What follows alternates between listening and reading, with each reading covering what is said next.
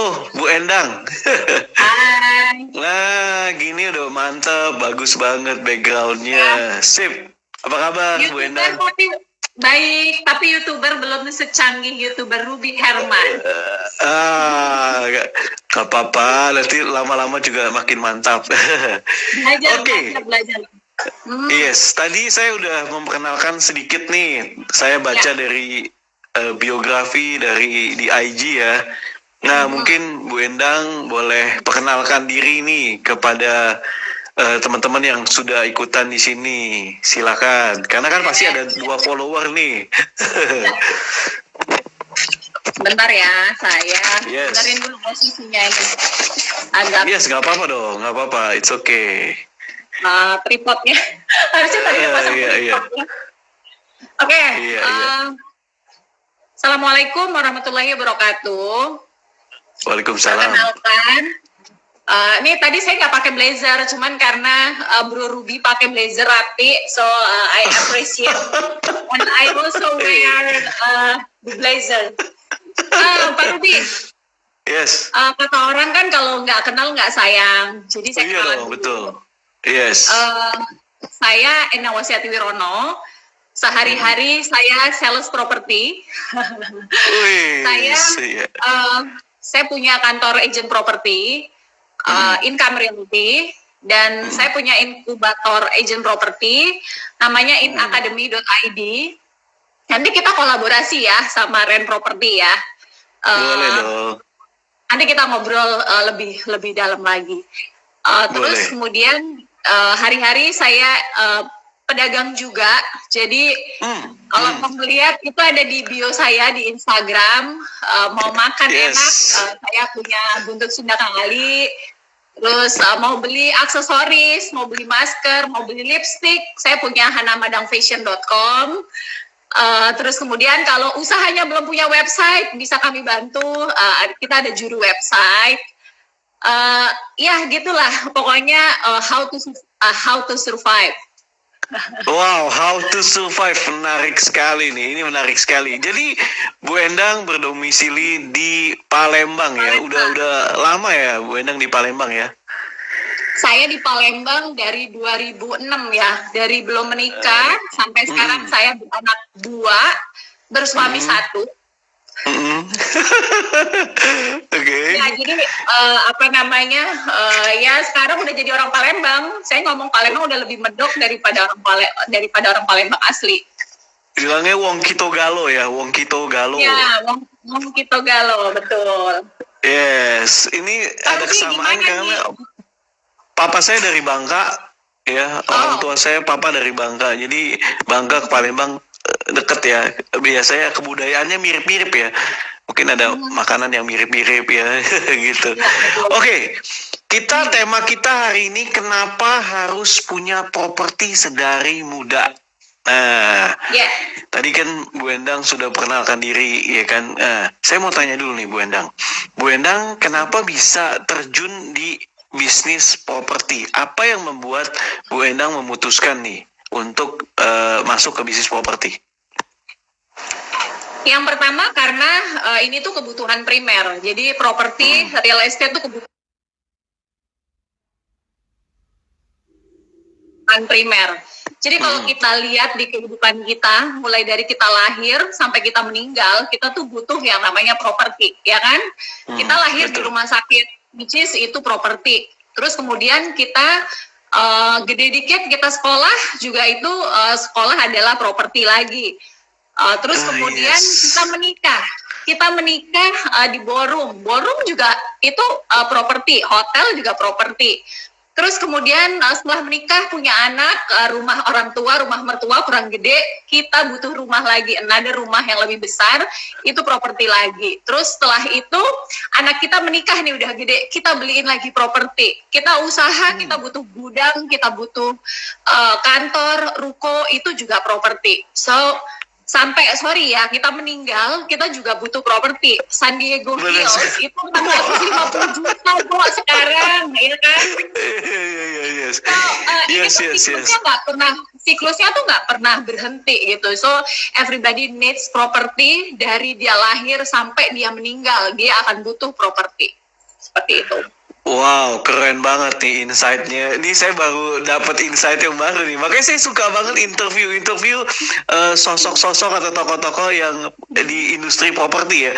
Tuh, football service kamera bilang, yes, bener banget. Dan setuju banget. Jadi Bu Endang, itu yang alasan kenapa Bu Endang mau terjun ke properti. Kurang lebih sudah berapa lama nih Bu Endang masuk ke bisnis properti ini, Bu? Saya dari usia saya 21 tahun, Pak. Jadi 2009, from 21st, 21 tahun. Jadi waktu itu saya banker, terus saya pengen coba sesuatu yang baru. Saya mulailah di bidang real estate agent. Dulu saya membeli franchise Century 21 selama 7 tahun. Dan di bisnis ini saya merasakan saya menjadi berkat untuk orang lain. Saya membantu orang lain untuk mendapatkan pekerjaan, membantu hidup orang lain menjadi lebih baik, dan kita membantu para pengguna jasa untuk dapat rumah yang bagus, tempat tinggal yang nyaman sesuai dengan kebutuhan mereka, juga mendapatkan tempat usaha yang memang cocok untuk bisnis mereka, memberikan kehidupan gitu loh. Jadi saya merasa hidup saya menjadi berkat untuk orang lain. Hidup saya itu membawa manfaat untuk orang lain, seperti itu. Dan wow, dari 2009 sampai dengan hari ini mungkin almost 11 tahun saya belajar dan masih terus belajar, belum sempurna, dan saya yakin saya sampai tua nggak akan berganti industri. I love property so much. Wah, keren banget nih. Ini insight-nya keren banget gitu, keren banget. Jadi ini karena nggak semua pelaku bisnis properti menyadari ini nih. Kalau menyadari ini kayak udah mendarah daging ya. Ini membuat misalnya dalam kondisi apapun tetap ya di eksis di bidang properti gitu ya. Oke, Bu Endang, artinya tadi udah 11 tahun ya menekuni bisnis properti ini. Nah, sesuai dengan topik kita, kenapa sih mesti beli properti dari muda nih, Bu Endang? Kalau menurut Bu Endang selaku pebisnis properti, ya, gimana menurut Bu Endang? Ya, jadi kenapa sih kita harus punya properti dari kita muda ya? Kenapa nggak entar udah tua aja gitu, tabungan udah banyak, atau pensiun, uang pensiun gitu? Karena harga properti itu nggak bisa kita pegangin. Harga properti itu selalu dinamis, harga properti itu selalu bertambah setiap tahun, increasing. Kita bilang nggak usah muluk-muluk lah, naik 7-10%. Nah, kalau kita nggak cicil dari muda, kita nggak akan terkejar ya. Pertama kali, kita harus beli dari muda. Yang pertama itu adalah kesempatan investasi. Kita ngomong kita punya duit 1 miliar ya selama 10 tahun dengan rate kita nabung lah selama 10 tahun dengan rate 10%. Duit kita paling 1 miliar. Tapi kalau kita beli rumah, kita simpan sama-sama 20 tahun. Kita simpan. Nah, di rumah 750 juta. Setelah tahun ke-20 dengan tingkat inflasi 5%, harga properti kita itu udah around hampir 1,4 miliar. So kita bisa compare gitu loh. Jadi kalau kita sampai nggak simpen di aset yang namanya properti, itu rugi banget, seperti itu. Kedengeran nggak sih? Kedengeran. Jadi kecil ya sebentar. Iya, kedengeran. Iya, tadi agak besar terus jadi kecil sih. Iya, agak besar jadi kecil. Ini kayak. Coba sebentar. Kalau aku pakai. Nah, ini udah besar lagi nih. Oke, boleh juga. Nah, tadi teman-teman kita udah ngobrol sama Bu Endang. Kenapa sih pentingnya beli properti dari muda? Ya itu tadi, untuk pertumbuhan nilai, ya untuk investasinya gitu. Nah, itu tadi Bu Endang kasih tahu bahwa kalau yang punya uang 1 miliar ya tadi ya Bu Endang ya. Nah, sekarang saya mau tanya juga Bu Endang. Sekarang kan banyak juga yang banyak anak muda nih, ya kalau tadi Bu Endang disebutkan sih punya 1 miliar, tapi banyak juga yang nggak punya uang gitu loh Bu. Nggak punya uang 1 miliar. Nah, gimana nih caranya Bu Endang untuk mereka bisa beli properti? Jadi ada 2 metode. Punya rumah itu bisa cash, juga bisa juga kredit atau KPR. Nah, kalau cash konsekuensinya adalah kita sudah punya atau kita sudah menabung, mempersiapkan si uang tersebut dalam jangka waktu yang lama. So it's mean kita mungkin agak susah gitu ya kalau sebagai orang muda mau punya rumah saat ini gitu loh. Jadi punya waktu tunggu yang lumayan panjang gitu. Jadi kalau menurut saya ketika kita masih muda, pinter-pinter gitu loh. Cari rumah yang mungkin DP-nya bisa dicicil, terus kemudian DP-nya ringan, atau mungkin bisa yang tanpa DP. Terus kemudian juga konsultasi sama property agent, minta carikan bank yang memang bisa support. Terus kemudian harus diingat juga bahwa ketika kita muda, kita nggak perlu terjebak dalam money trap. Money trap itu apa? Kita masih muda, duit kita masih sedikit, tapi kita ngotot mau punya rumah besar yang akhirnya jadi jebakan Batman. Kalau rumah besar kan pasti kita juga punya mobilnya nanti harus equal, misalnya harus mobilnya bagus. Kalau di kompleknya bagus, anaknya harus sekolah di mana. Jadi ini jadi money trap gitu loh. Jadi saran saya, belilah rumah sesuai dengan kebutuhan, sesuai dengan kemampuan Anda saat ini. Jangan memaksakan, seperti itu. Wah, ini bahasa baru nih buat saya, money trap. Money trap, oke. Money trap saya belajar.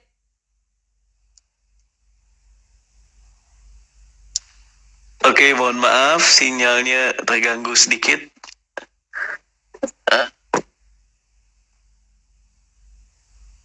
Oh gitu, ya, oke. Iya.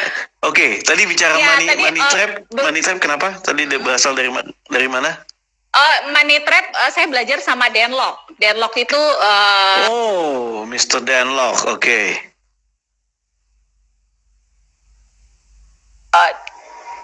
Pengembangan Oke, diri. mohon maaf, mungkin ada telepon. Yes. Mau nyambung dikit dong yang tadi ya. Boleh, Kenapa boleh, sih boleh. anak Sure. muda? Kenapa sih kita tuh harus punya properti sedari muda gitu ya? Kita masih muda kan, kita masih bisa nebeng gitu kan ke rumah orang tua, nebeng di rumah mertua, nebeng di rumah saudara gitu. Nah, yang pertama tadi adalah untuk investasi. Kemudian yang kedua untuk memaksa kita menabung. Jadi kan kita kan menabung suka nggak disiplin nih. Punya duit kita campur-campur tabungannya. Jadi tabungan satu itu, terus itu yang dipakai buat kongko, bayar makan, terus itu juga yang dipakai buat liburan gitu kan. Jadi nggak rajin menabung, tapi dengan kita punya satu kewajiban, misalnya kredit rumah tipe 36, 1 bulan udah harus punya cicilan 800.000. Artinya budget itu sudah tertarik untuk membayar cicilan. Artinya kita juga menjadi disiplin menabung gitu, Bro Ruby. Kemudian yang selanjutnya dengan kita punya properti, kita tuh bisa dapat recurring income. Kita bisa punya pendapatan income. Okay. Yes, bisa punya pendapatan sewa karena ketika kita punya properti yang bagus, terus kemudian masih punya kesempatan tinggal di rumah orang tua misalnya, masih punya kesempatan tinggal di rumah mertua misalnya. Nah, properti yang kita miliki kita bisa sewakan. Misalnya beli rumah jelek, terus kita touch up, terus kita sewakan gitu kan. Nah, itu kita dapat another source of income, dan itu kalau dia berkelanjutan itu bisa menjadi recurring income untuk kita secara pribadi, seperti itu. Kemudian yang selanjutnya kalau kita punya rumah sendiri, kita tuh menjadi lebih kreatif. Kenapa? Kalau kita sewa kan mungkin, ya kalau kita punya rumah sewa kan sometimes kita mau ngapain rumah kita kan nggak bebas ya. Mungkin ada peraturan, kamu nggak boleh ya renovasi fasadnya kah, apanya kah. Nah ketika itu sudah menjadi milik kita pribadi, kita tuh mau ngapain aja ya bodo amat, itu punya saya gitu kan. Jadi bisa interiornya mau sesuai dengan kemauan kita, sesuai dengan selera kita. Jadi kita lebih bebas berkreativitas seperti itu.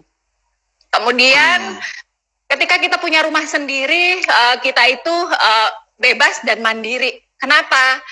Iya, gimana bebas dan mandiri kalau kita masih tinggal di rumah orang tua, betul kan? Jadi secara mental, secara mental, secara karakter juga kita pasti akan menjadi lebih mature, kita akan menjadi lebih matang ketika kita punya rumah sendiri, seperti itu.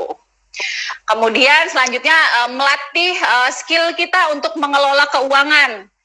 Jadi tadi balik lagi, kalau biasanya kan budget kita tuh campur-campur. Ya punya duit dikit, gaji pas-pasan, pas gajian tuh udah ngerasa wah duit saya banyak nih gitu, akhirnya pergi liburan, akhirnya pakai budget yang sebenarnya itu kita bisa tabung untuk kita membayar DP seperti itu. Terus yang selanjutnya, kenapa sih kamu harus punya properti dari muda? Ya kamu itu mempersiapkan pensiun kamu adalah pensiun yang terjamin. Nggak lucu loh kita pensiun itu kerjaan kita adalah kerokan, nggak punya rumah, masih ngontrak dari rumah ke rumah, kan nggak lucu banget gitu loh. Better menunda kesenangan hari ini untuk nanti pensiun kita yang lebih indah seperti itu. Asik banget. Saya catat ini. Ini saya catat loh, saya belajar ini. Mungkin itulah. Jadi sedikit alasan-alasan kenapa sih kita harus punya properti sedari muda. Seperti itu, Bro. Lanjut. Wow, keren. Kita bahas satu-satu nih ya. Tadi karena saya catat ya, Bu Endang, karena saya suka banget belajar. Thank you Bu Endang sudah berbagi nih. Alasannya jadi pertama investasi, benar ya Bu Endang ya? Belajar betul. Untuk investasi, kita investasi karena dengan beli properti, dengan beli rumah, investasi karena harganya tiap tahun kan bisa mengalami kenaikan ya. Kedua bisa alasannya juga untuk menabung daripada kongko, bayar makanan, budget lain-lain ya. Disiplin menabung.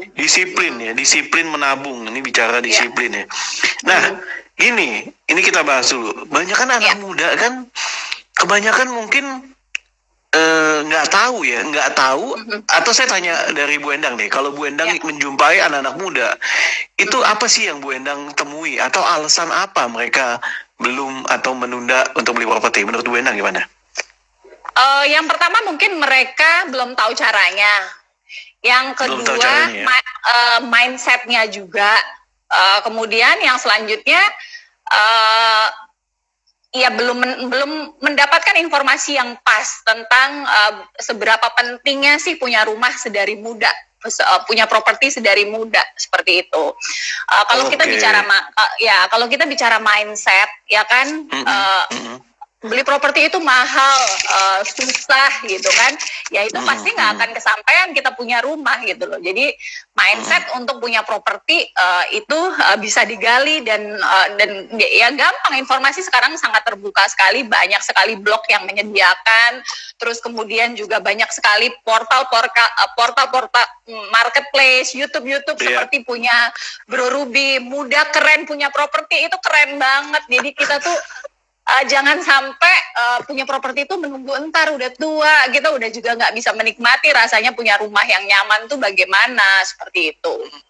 Yes, that's right. Nah, gini Bu Endang, saya sharing sedikit ya Bu Endang ya. Kenapa sih saya sharing muda keren punya properti? Nah, karena realitanya Bu Endang, ini memang tadi yang Bu Endang bilang bahwa banyak kan anak-anak muda belum tahu caranya, mindsetnya, dan juga belum dapat informasi yang pas gitu kan ya. Nah, ini bener banget Bu Endang, karena kebanyakan influencer yang di sana kebanyakan langsung hard selling atau jualan gitu loh. Sedangkan ketika jualan dan nggak sesuai sama kemampuan, akhirnya jadi bumerang tadi Bu, yang Bu Endang. Yang tadi Bu Endang bilang tuh, ya kan, money trap. Akhirnya jadi money trap. Akhirnya money trap jadi kecewa jadi terus nyebar kemana-mana gitu loh. Nah, maka itu jadi ya saya mau mengedukasi gitu loh, edukasi. Jadi ada cara-caranya kan untuk beli properti yang sesuai dengan kemampuan. Nah, saya rasa cocok nih Bu Endang juga sama nih prinsipnya, mengedukasi dulu kan.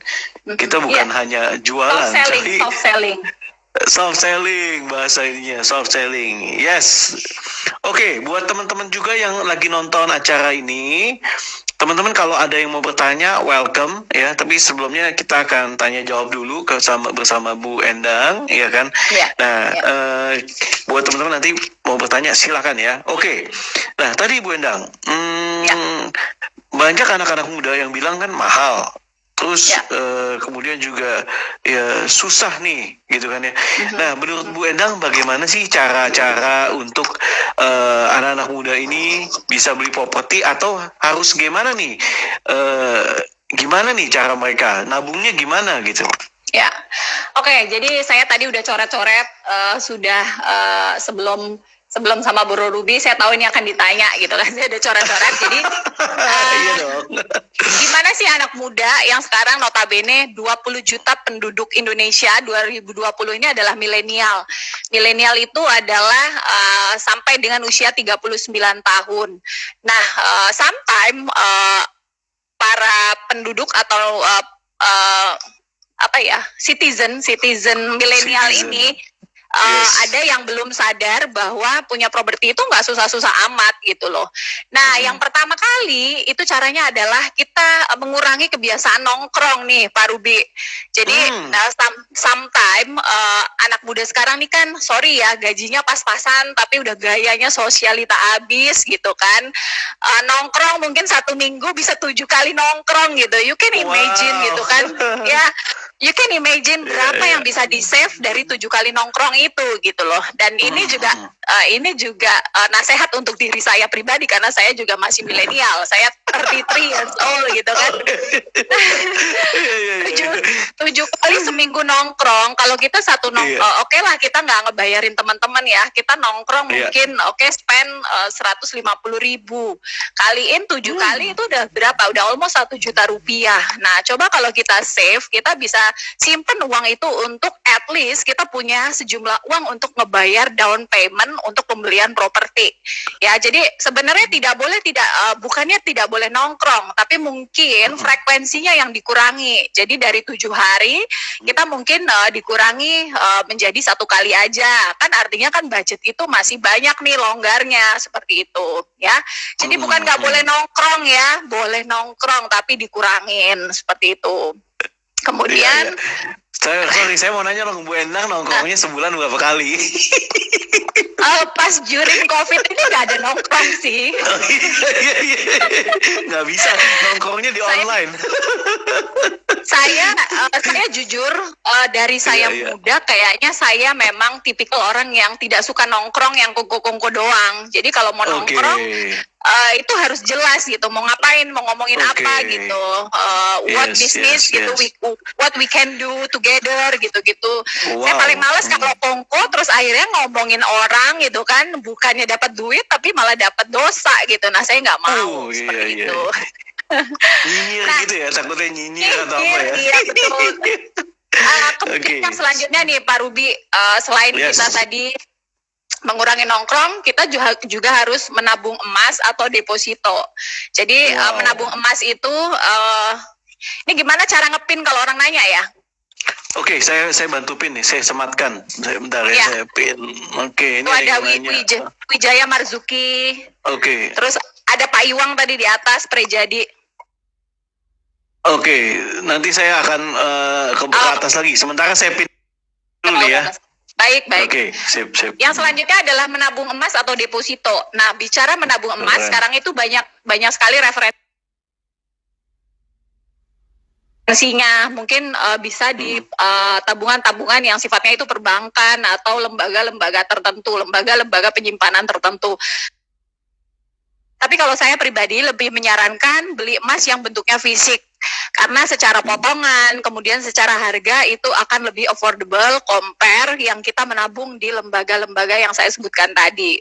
Kemudian deposito ya relatif aman lah, rajin untuk melakukan deposito, menabung yang memang itu nggak bisa kita ambil setiap saat seperti itu. Kemudian selanjutnya tadi pilih rumah sesuai kebutuhan. Jadi beli rumah sesuai dengan budget dan kebutuhan yang memang kita saat ini butuhkan. Jadi kalau baru menikah mungkin apartemen tipe 21 atau rumah tipe 36 itu udah cukup gitu loh. Jadi ngapain kalau kita 2 orang beli rumah yang 1000 meter gitu kan. Secara listrik akan lebih mahal. Kemudian IPL kalau dia di dalam komplek akan lebih mahal. So beli sesuai dengan kebutuhan dan sesuai dengan budget yang ada di kantong teman-teman. Seperti itu. Kemudian yang selanjutnya cari DP yang bisa dicicil tadi ya. Jadi sekarang ada banyak sekali developer, kemudian developer yang bekerja sama dengan bank juga, yang mereka punya program DP bisa dicicil, keringanan-keringanan atau program-program yang diberikan.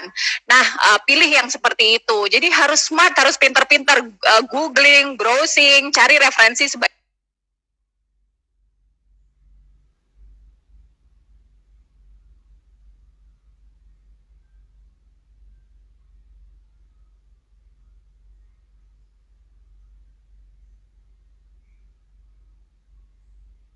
banyak-banyaknya. Kemudian tipsnya lagi, kalau teman-teman yang mau kredit ya, pilih tenor KPR terpanjang. Jadi jangan pilih, karena kan ini kembali lagi akan berpengaruh kepada cicilan yang akan dicicil oleh teman-teman. Semakin panjang tenor, itu mungkin akan meringankan. Sepanjang nanti ketika kita punya uang, kita bisa melakukan pelunasan parsial. Pelunasan parsial itu apa? Pelunasan secara sebagian. Jadi mungkin akan mengurangi pokok hutang dan bunga yang akan kita cicil di tahun-tahun berikutnya. Seperti itu. Kemudian tadi ya, milenial itu harus punya rumah itu harus rubah pola pikir.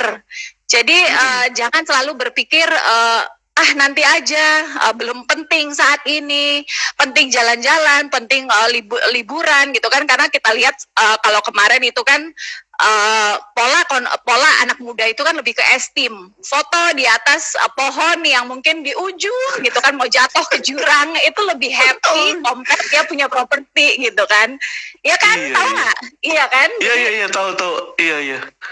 Demi konten foto di ujung, dan itu mungkin biayanya nggak murah gitu untuk ke sana. Nah itu mungkin harus dirubah. Jadi membeli properti itu mudah kalau tahu caranya. Punya rumah itu mudah kalau tahu caranya. Kemudian tadi kembali lagi, milenial sesuaiin budget, sesuaiin kantong. Tidak boleh muluk-muluk. Jadi benar-benar sesuaikan budget, sesuaikan dengan kebutuhan saat ini. Itu baru. Mantap sekali, saya catat lagi itu. I love to learn from Bu Endang. Oke, ada telepon lagi kayaknya Bu Endang. Oke, Bu Endang, yes. Oke, nah sekarang tadi kan Bu Endang udah share nih. Tadi saya catat ada 7 cara ya. Oke, kita akan bahas pertanyaan karena waktunya juga, ya kan? Siap. Sip, saya dari atas dulu. Tadi saya ada beberapa yang udah saya sematkan, tapi saya lihat dulu dari atas deh ya. Thank you buat teman-teman yang sudah bergabung kali ini ya. Oke, sebentar. Atau saya bacain dari Wijaya Marzuki. Bu, boleh. Bagaimana menghitung belanja properti yang bagus capital gain-nya? Wah, ini langsung mau belanja nih. Jangan lupa belanjanya kalau di Jakarta itu pakai rent property, kalau di Palembang itu cari agentnya Income Realty ya. Asik, thank you. Ini great collaboration nih. Oke, silakan Bu Endang, gimana nih mau belanja properti nih Bu Endang? Bayangin ya, di tengah kondisi gini kan banyak nih yang mau belanja properti Bu Endang. Ya, oke, silakan Bu Endang. Ya, jadi kalau bicara capital gain, dari pertama kali beli dulu, itu teman-teman harus lihat gitu, jangan sampai overprice. Ya, beli on the right price. Jadi kalau di sekarang, karena ini adalah buyer's time, ya di situasi COVID ini adalah buyer's time, artinya barang di lapangan tuh banyak banget. Jadi pembeli itu benar-benar bebas mau memilih yang mana saja gitu kan. Dan cash is the king. Bahkan ada beberapa teman yang bilang bahwa cash is the lord nowadays gitu kan. Jadi siapa yang pegang cash saat ini dia yang berjaya gitu kan. Dan kemarin saya juga menyimak live-nya Pak Anton Teddy, TX Travel sama Pak Ruby, itu juga beliau ngomong justru sekarang saatnya yang punya duit dia harus beli gitu loh. Ya mungkin Ya itu tadi balik ke buyer's time. Nah, bicara tentang capital gain, itu tadi beli di awal itu harus right price, ya, jangan sampai beli itu kemahalan. Kalau sekarang mungkin bisa dapat potongan itu sekitar 20-25%, bahkan ada yang potong mungkin sampai 30%. Ya, kalau dulu mungkin negosiasi harga ya kalau properti itu sampai 10-15%. Kalau sekarang ada banyak sekali yang coret-coret harga. Nah, tadi kalau mau belanja dengan capital gain yang bagus, perhatikan dari awal beli, jangan sampai udah kemahalan, ya. Jadi kalau saya sih lebih setuju bukan buy property and wait, ya. Kalau saya lebih beli pertama itu sudah harus cuan, seperti itu, sudah harus untung pada saat awal beli, seperti itu, Pak Ruby. Yes, that's what buyer's time ya. Jadi, nah, gimana nih cara tadi ngomong gitu juga ya, Bu? Bagaimana begitu? Atau mungkin Pak Ruby mau tambahin, boleh? Gak apa-apa, saya kasih Bu Endang dulu dong. Oke, nah ini kita tanyain ada pertanyaan lagi dari pencinta arsitek. Pencinta arsitek nih. Oke, Bu Endang, sekarang kondisi penurunan penjualan properti sedrastis dan sesulit apa? Nah, ini. Ya, kalau kita bicara market saat ini sih, kalau dibilang tidak ada transaksi sama sekali bohong. Kita tetap kemarin masih ada transaksi di atas 3 miliar agent saya dengan hanya metode tidak tatap muka, Pak Rudi. Jadi betul-betul kita jualan semua by online, kirim video, terus kita by video call seperti itu. Nah, kita juga harus pintar-pintar melihat karakteristik si calon pembeli, calon pengguna jasa kita. Nah, kalau dibilang sulit, ya mungkin nggak sebanyak kemarin-kemarin transaksi, tapi tetap ada transaksi. Dan secara grafiknya saat ini itu sudah banyak request, ya, sudah banyak telepon masuk, baik dari lokal maupun luar kota, seperti itu.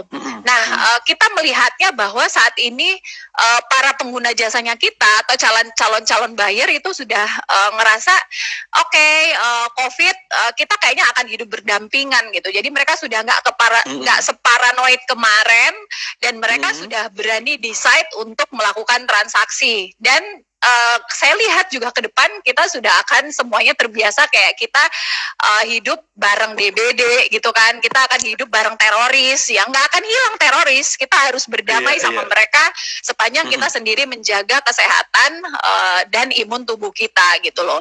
Nah, tadi kalau bicara sesulit apa, kita selalu melihat tetap ada peluang, ya.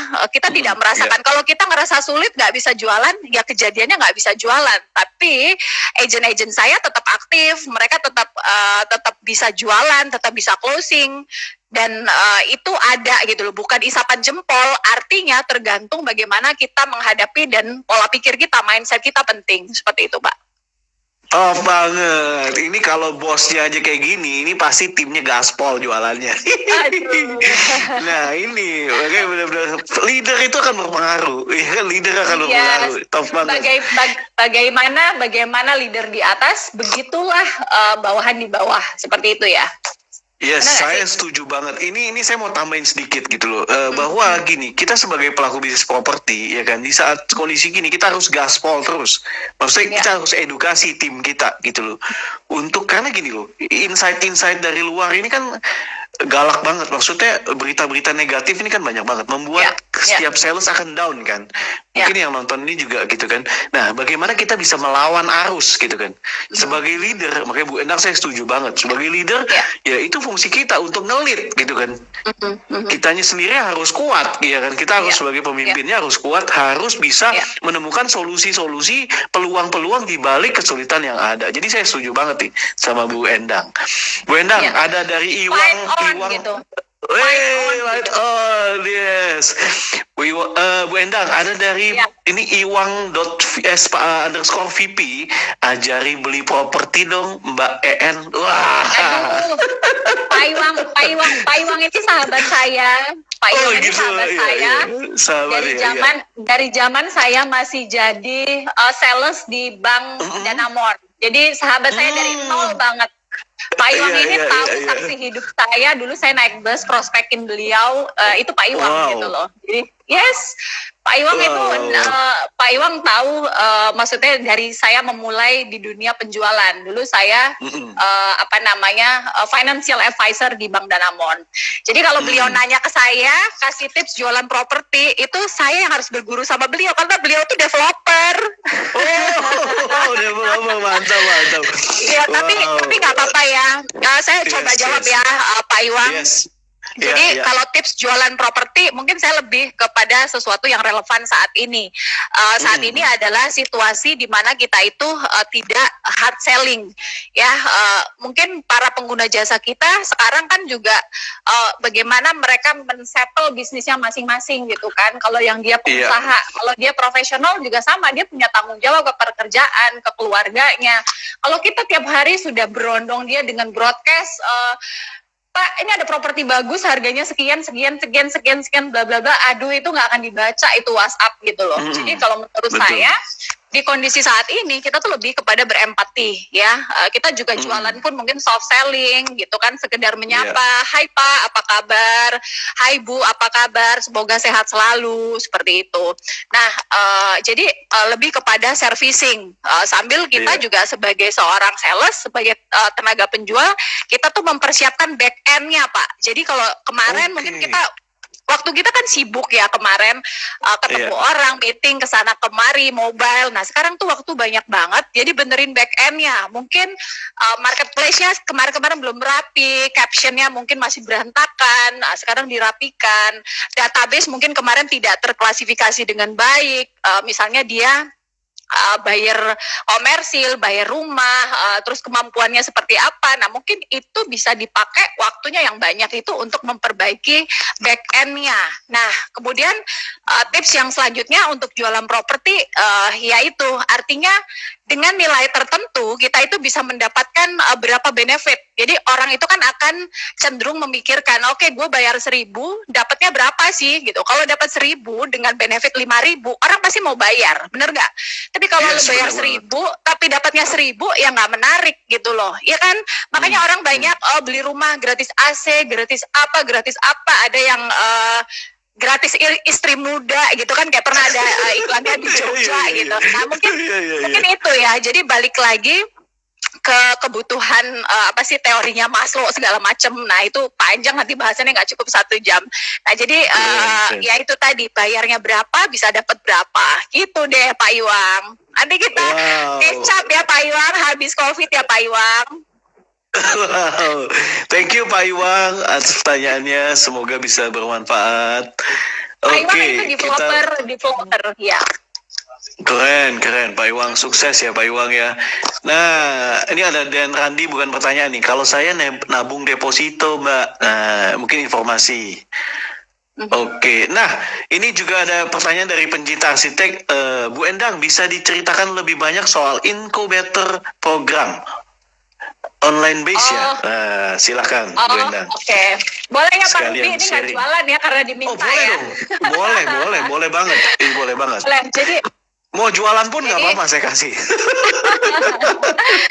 Jadi inkubator ya, thank you. Jadi In Academy yang kami milikin itu adalah sebuah platform pembelajaran untuk para pebisnis real estate agent dan agent-agentnya. Jadi bisnis kita itu adalah B2B, klien kita adalah kantor.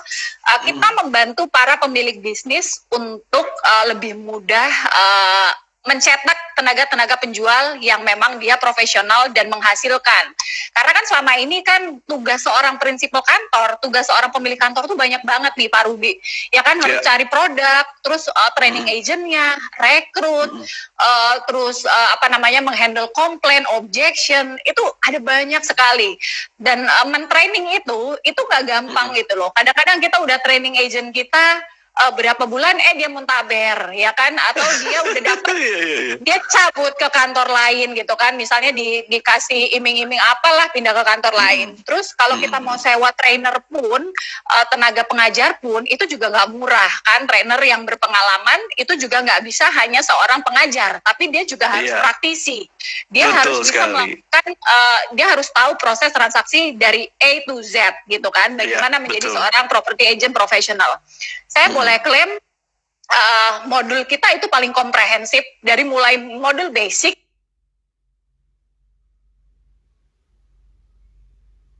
sampai modul yang advance itu kita punya, dan itu based on our own experience gitu loh. Jadi saya sebagai tenaga penjual start juga dari nol, yang dulu saya baca sertifikat juga nggak ngerti gitu kan, sampai sekarang mungkin saya udah hafal di luar kepala, saya udah paham gitu kan, semua dari materi marketing, terus kemudian legal, sampai bagaimana how to start sebagai seorang property agent, kita punya modulnya seperti itu. Nah, itulah inkubator agen properti yang kami rangkum dalam sebuah platform, itu adalah inacademy.id. Nanti kita bisa collab sama Ren Property ya, sama YouTube keren. Asik. Gitu. Siap. Jadi nanti ini bentuknya startup juga ya, Bu Endang ya, karena online ya. Bentuknya bisa dibilang startup juga. Jadi nanti mereka yang memakai, yang menjadi klien-kliennya kita itu sistemnya itu adalah membership seperti itu. Oke. Dan tapi ini B2B tadi ya. Yes, B2B. Karena kita sama-sama lah. Saya kan prinsipal kantor juga. Jadi saya juga mau ini bentuk bakti kami lah, bahwa kami di industri ini, kami mau industri ini bagus, industri ini membawa dampak ekonomi yang lebih baik seperti itu. Dan saya mau mencetak agent-agent profesional, agent-agent yang memang diandalkan. Jadi seorang property agent itu tidak bisa dianggap sebelah mata seperti itu. Gini ya, jangan gini dong ya. Pakai tutup mata ya. Iya. Oke, semoga bisa menjawab. Kemudian dari Den Randi, Mbak, kalau tenornya panjang, bukankah bunganya semakin besar ya? Nah, ini nih. Tadi mungkin bicara soal beli properti, kalau misalnya tenornya panjang, bunganya semakin besar ya? Silakan Bu Endang. Nah, itu bisa disiasati dengan misalnya cari bunga-bunga yang cap, ya kan? Kita sudah bisa, cari bunga yang flat, atau juga cari opsi bunga yang mungkin dia cap. Artinya mungkin kan ada 3 tahun cap sekian, nanti setelah itu baru floating. Ya, sebenarnya kenapa kita menarik tenor panjang itu adalah agar kita mengantisipasi kemampuan kita untuk mengangsur. Kecuali kita memang yakin kita mampu mengangsur dengan tenor yang pendek. Nah, nanti kalau yang namanya cap 3 tahun atau nanti during berjalannya waktu kita ngerasa kita punya rezeki, kita punya uang, kita bisa lakukan pelunasan. Yang penting di awal sebelum akad kredit itu betul-betul dipelajari tentang penalti kalau pelunasan dan lain-lain, seperti itu. Jadi sebenarnya kalau untuk tenor panjang itu adalah menyiasati agar kita tuh mampu ngangsur gitu loh. Itu betul karena basicnya peraturannya kan untuk cicilan itu adalah 1/3 dari income. Iya, betul. IR 35%. Yes, 35%. Jadi itulah yang mungkin bisa disampaikan. Oke, jadi it's okay, makin panjang, tapi nanti kalau dapat rezeki tinggal dilunasin. Oke, pelunasan parsial, apakah tidak kena penalti? Mungkin tadi ya jawabannya Mbak Bu Endang ya. Ya, jadi tergantung dari banknya ya. Oke, dari Meisha_PM, Bu EN, ini lebih kenalnya Bu EN ya. Ya, Bu Meisha itu sahabat saya. Bu Meisha sahabat ini juga. Salah satu petinggi di Garuda Indonesia. Ibu Meisha sehat-sehat ya. Thank you udah nonton. Bu EN, kalau cicilannya yang panjang bukannya kena bunga semakin tinggi juga? Dan kalau kita punya uang dan akan dilunaskan parsial tentunya akan penalti juga. Nah, ini mungkin hampir sama ya tadi ya. Bisa dibilang hampir sama jawabannya. Jadi tergantung kemampuan. Nah, terus udah gitu dari event Dioga, lebih baik KPR bank atau cicil developer nih Bu Endang? Jadi sekarang itu ada banyak sekali developer yang memberikan opsi juga cicilan tanpa bunga. Tapi kembali lagi, kalau cicil developer itu kan paling cuman ada, saya nggak tahu ya, mungkin ada sampai 60 kali, ya 60 bulan, ada 48 bulan, ada 36 bulan. Sepanjang teman-teman merasa nyaman dengan jumlah angsuran dan mampu untuk membayarnya, dan yakin tidak akan call, tidak akan macet-macet, boleh diambil untuk cicil ke developer seperti itu. Kenapa kita mengambil ke bank? Ya karena tenornya bisa lebih panjang seperti itu. Itu sih Pak Ruki. Iya. Oke. Nah, sambil ini saya juga mau nanya nih Bu Endang. Bu Endang, di kondisi seperti ini properti yang laku itu seperti apa sih? Nah, pertanyaannya beda nih. Properti yang laku saat ini seperti apa? Di Palembang ya, saya bicara di Palembang ya. Iya, di Palembang. Kemarin saya juga diinterview sama majalah Property and the City, punya Pak Ali Tranghanda. Jadi sama sih jawaban saya bahwa properti yang menjadi primadona saat ini adalah properti yang middle to low.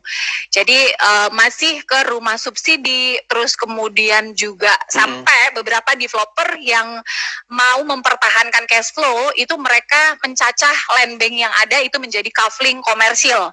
Jadi mereka jual kafling. Ya, karena kan kalau coupling lebih affordable, terus juga ada orang-orang yang mau investasi, mungkin mau beliin buat anaknya, atau mungkin dia masih punya tabungan, atau dia nanti bisa bangun sendiri, dia bisa beli coupling itu. Jadi segmen middle to low kalau di sini itu masih primadona. Kalau bicara properti komersil, secondary, ya kembali lagi offeringnya berapa sih gitu, bisa nego sampai berapa banyak gitu loh, seperti itu. Yang sudah terjadi kalau misalnya yang sudah terjadi middle to low nih, kita bisa bahas primary dulu ya. Yang sudah terjadi middle to low ini durasinya range-nya di harga berapa sih, Bu Endang? Tadi kan Bu Endang sebutin FLPP ya. Iya, subsidi ya, FLPP ya. Ya, FLPP 150 juta. Ya kalau kita bilang di bawah 500 lah middle to low. 500 ke bawah itu. 500 sampai kurang lebih 150 ya. Oke. Ya. Nah, untuk penjualan dari FLPP sendiri ini peminatnya lebih tinggi kah dibandingkan non komersil? Kalau yang Bu Endang alami? Kalau untuk rumah subsidi saat ini sih ya memang backlognya pun masih tinggi sekali ya. Jadi kebutuhan orang itu masih banyak sekali. Ya walaupun secara kuota rebutan kan beberapa developer. Ya kalau dibanding kalau kantor saya memang sebenarnya saya ini ngomong secara general. Kalau di kantor saya itu tidak terlalu banyak transaksi untuk FLPP atau rumah subsidi. Karena kita memang fokus di secondary, biasanya kita mainnya malah di komersil sampai dengan luxury gitu loh. Karena sama-sama capek kan Pak Ruby. Jadi handle transaksi 150 juta, handle transaksi 500 juta, handle transaksi 3M itu sama flow-nya, capeknya, tenaganya gitu. So, kita makan juga boleh milih kan seperti itu. Sih. Kayak makan soto Bang Ali ya. Iya dong. Nanti kalau udah Covid ke Palembang ya harus makan ya. Oh, siap. Oke, kita lihat pertanyaan lagi. Tadi mohon maaf ada yang kelewat kayak. Oke, teman-teman, jadi kalau teman-teman nah ini Pak Iwang bilang Zoom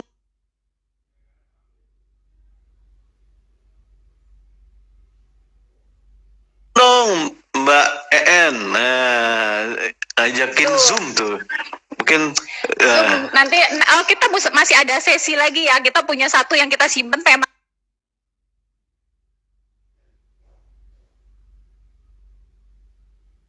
kita kemarin apa Pak Ruby? Ada satu sesi. Ada. Saya lupa nih. Saya coba lihat dulu ya. Ya. Mungkin ya boleh juga ya kalau mau lewat Zoom ya kan, nanti bisa juga kita akan mengundang teman-teman. Saya baca dulu ya tema yang waktu itu ya kita akan lakukan. Masih ada satu yang kita simpan. Oh iya, mungkin. Namanya Jurus Tetap Closing Properti di Era Pandemi. Iya, wah itu pasti semua everybody mau dengerin ya. Nah, ini boleh juga nih. Nanti kita bikin, mungkin kalau mau via Zoom juga boleh juga ya, biar lebih bisa ngobrolnya lebih panjang lebar gitu ya. Iya, karena ini 1 jam tuh ngebut banget kita ngos-ngosan nih, itu ya 1 jam. Ngos-ngosan ya.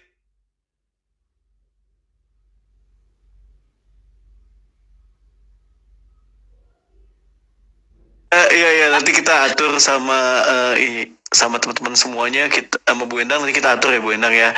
Nanti kita juga undang mungkin pembicara-pembicara bisa bahas. Oke, saya rasa pertanyaannya udah. Oke, teman-teman jangan lupa untuk bisa follow IG-nya Ibu Endang ya. Ini nih follow-nya di sini nih. Wirono. Yes. Nah, Bu Endang. Tadi bicara soal kalau tim sendiri ada berapa banyak Bu Endang kalau tim di Saya tim keseluruhan ada 50-an. Cuma mungkin kalau jadi ada piramida lah ya. Yang aktif itu around 35 lah di kantor kita. Tuh ada pertanyaan tuh Pak.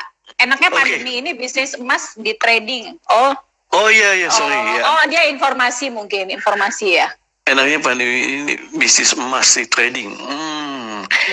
Nah mungkin Bu Endang mau menanggapi?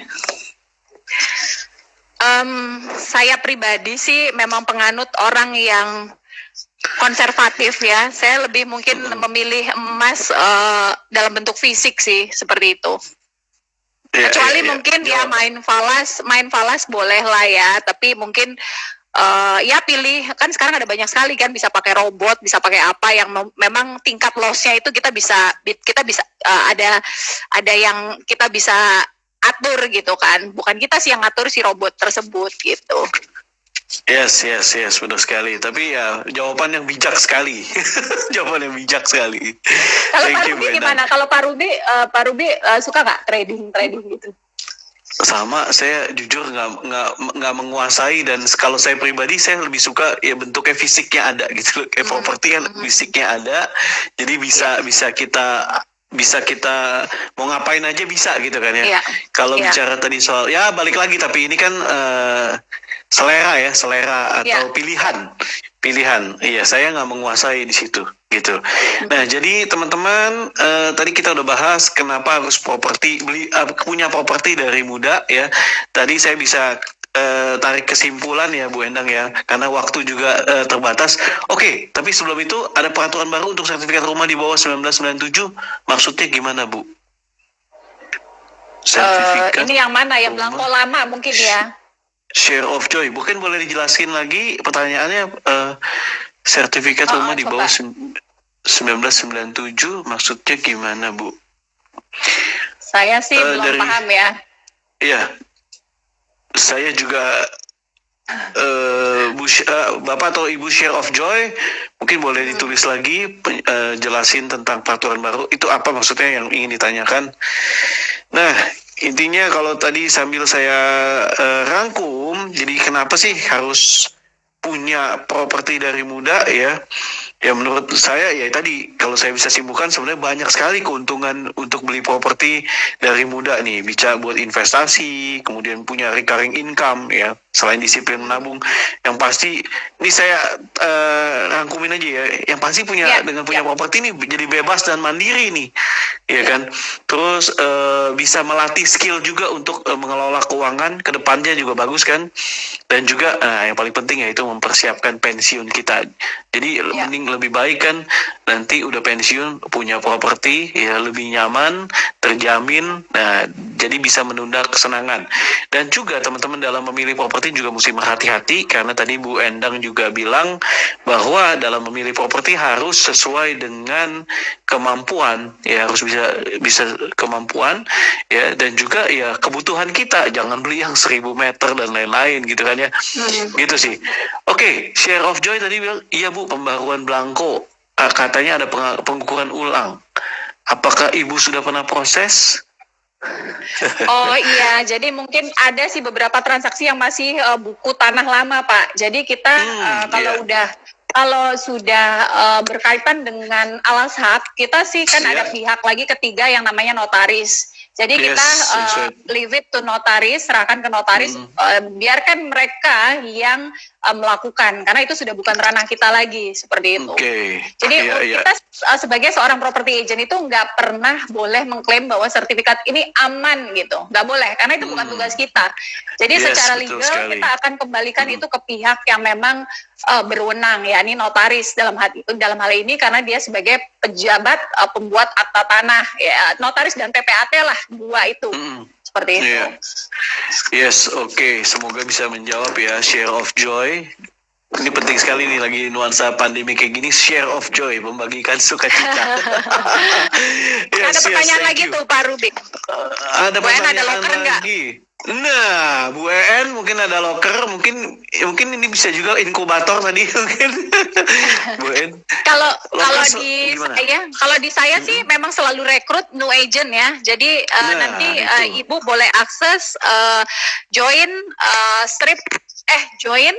join.agentproperty.co.id. Nah, nanti di situ bisa apply, isi Google Form, nanti saya ketik aja ya. Boleh ketik Bu En. agent.property.co.id. Ya, jadi buat teman-teman yang mungkin lagi mencari peluang kerja ya, khususnya di industri properti, ya teman-teman bisa join di sini bersama dengan di bawah koordinasi dari Bu Endang, karena Ya. teman-teman bisa lihat leadernya aja strong, ya kan? Artinya teman-teman kalau leadernya strong, pasti teman-teman akan diarahkan, pastinya bisa mendapatkan terobosan-terobosan dalam kondisi kayak seperti ini. Ini leader-leader yang strong ini akan kelihatan, Bu Endang, di saat-saat seperti ini, gitu kan ya. Nah, karena banyak sekali properti agent yang nggak bertahan di kondisi gini. Ya. Ya, Banyak malah sekali bagus gitu dong, loh. gitu loh. Ini kan Nah, ini kesempatan dia. kesempatan buat kita tuh menyaring gitu kan.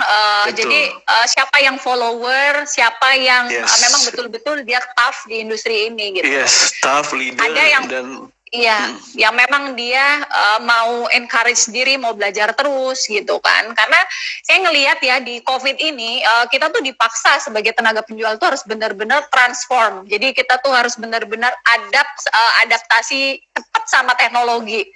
Saya itu adalah orang yang paling gaptek sebelumnya. Tapi dengan adanya COVID ini mau nggak mau saya harus ngerti bagaimana itu pakai Zoom, bagaimana itu connect ke Facebook, bagaimana apa bla bla bla bla bla bla, dan saya sih ikutin gitu loh, karena kalau enggak kita nggak bisa pakai cara lama lagi gitu, nggak bisa jualan pakai cara lama, itu udah pasti garansi 100% nggak bisa gitu. betul banget, ini dia nih, top nih. Kita balik lagi kan, ketika leadernya mau berubah, mau belajar, ini akan mempengaruhi kan timnya, gitu kan. Yes, betul. Nah, kalau kondisi gini, leadernya nggak mau berubah, masih pakai cara offline, terus bilangnya sepi, bilangnya nggak ada klien nih, ya iya kliennya kan di rumah semua, gitu kan ya. Nah, Ya, ketika betul. leadernya berubah, ini akan mempengaruhi tim-tim semua, jadi bisa mengencourage kan, bisa juga terjadi penjualan. Kayak tadi saya ngobrol sama Bu Endang, terjadi di kondisi seperti ini masih terjadi penjualan, teman-teman. Ya. Nah, khususnya Ya. teman-teman yang domisili di Palembang ini bisa. Kalau non Palembang apakah bisa juga, Bu Endang? Kalau non Palembang? Kalau saya saat ini yang non Palembang, saya masih bagikan di teman-teman RAB sih, siapa yang butuh Ya. gitu kan. Nah, Yes. cuman kalau ke depan ya kita pasti akan disburse ke member-member kita di In Academy gitu kan. Jadi itu salah Ya, satu fasilitas yes. kita juga, kita rekrutmen kita untuk nasional seperti itu, Pak Ruby. Yes, Nah, betul sekali. Pak Ruby saya mau Ya. minta ilmu dong gantian. Pak Ruby ini kan jagoan jualan, terus jagoan buat konten gitu kan. Nah, gimana sih gitu saat orang belum memulai, Pak Ruby kan udah mulai duluan. Nah, gantian loh saya minta ilmunya. Tapi waktunya udah terbatas. Mungkin nanti kita next ya. iya. Oke. Soalnya Oke. tinggal 2 menit. Ya, itu tema kedua lagi ya, kan ada satu kan, terus satu lagi gitu. Nanti Oke. kita atur. Tapi gini, teman-teman, ya ini kan juga kondisinya ya Bu Endang ya, banyak sekali orang-orang yang di PHK. Ya banyak sekali. Ya. Tapi kalau sudut pandang saya melihat adalah orang-orang yang di PHK ini adalah new opportunity. Yes. Lahirnya entrepreneur baru. Mungkin ada 1,2 sampai 1,4 juta new entrepreneur baru gitu kan ya.